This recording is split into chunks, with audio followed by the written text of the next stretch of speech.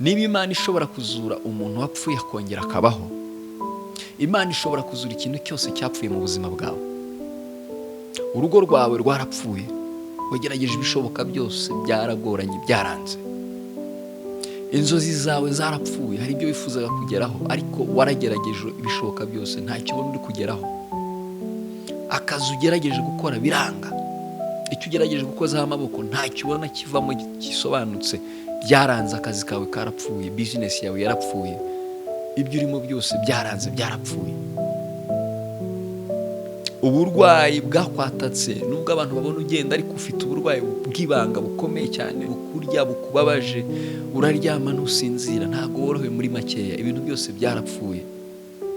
Byashoboka ko na depression yakwishe, ufite agahinda gakabije cyane abantu batabona. Iyo uri mu rugo uriherera ukarira mu cyumba ahantu hawe wenyine ukarira, nta muntu ukubona.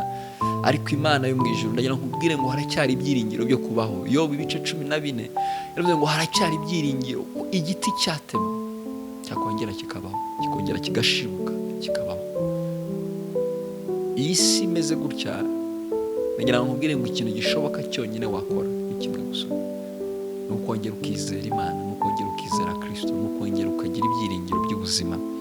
Imana iragukunda. Shalom.